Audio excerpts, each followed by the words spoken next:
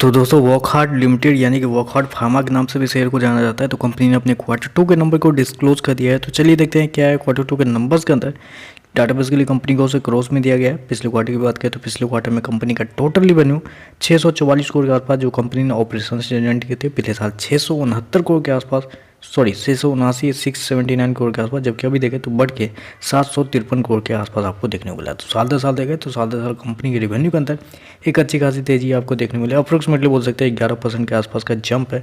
वहीं अगर क्वार्टर जाते हैं तो क्वार्टर भी कंपनी के रेवेन्यू के अंदर ऑलमोस्ट बोल सकते हैं 15% के आसपास की तेजी है। तो क्वार्टर साल दर साल कंपनी का जो रेवेन्यू है वो आपको बढ़ता हुआ देखने को मिल रहा है। खर्चे की बात कर लेते हैं।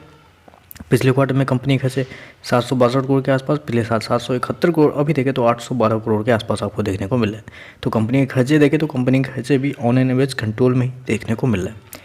चलिए कंपनी का नेट प्रॉफिट क्या निकलता है वो देख लेते हैं। तो बेसिकली कंपनी लॉस में ही डील करी काफ़ी लंबे समय से। तो पिछले क्वार्टर में कंपनी का लॉस 136 करोड़ के आसपास था, पिछले साल 207 करोड़, जबकि अभी देखें तो कंपनी का लॉस गिर के 73 करोड़ के आसपास आपको देखने को मिल रहा है। तो साल दर साल देखें तो साल दर साल कंपनी का जो लॉस है वो बहुत कम होता हुआ आपको देखने को मिला है। अप्रोक्सीमेटली बोल सकते हैं 65% कंपनी का जो लॉस है वो आपको गिरता हुआ देखने को मिला है। वहीं अगर क्वार्टर जाते हैं तो क्वार्टर भी कंपनी का लॉस ऑलमोस्ट बोल सकते हैं कि आधा होता हुआ देखने को मिला। अप्रोक्सीमेटली 48% के आसपास की गिरावट है।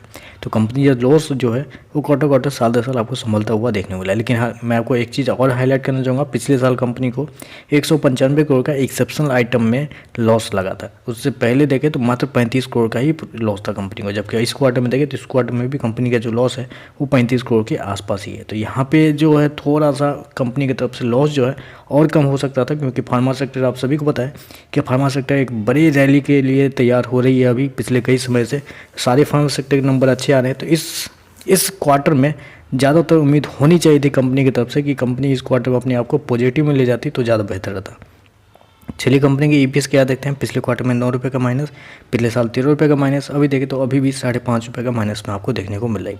तो ओवरऑल मैं नंबर को समराइज को तो देखिए नंबर बेहतर देखने को मिल रहा है। कंपनी का रेवेन्यू साल दर साल क्वार्टर दोनों बढ़ा है। कंपनी का लॉस जो है वो भी आपको कम होता हुआ देखने को मिला है, लेकिन थोड़ा और बेहतर हो सकते थे नंबर। तो चलिए बस आज के लिए बस इतना ही। वीडियो पसंद आए तो लाइक कीजिएगा, साथ में चैनल को सब्सक्राइब जरूर कीजिएगा। धन्यवाद।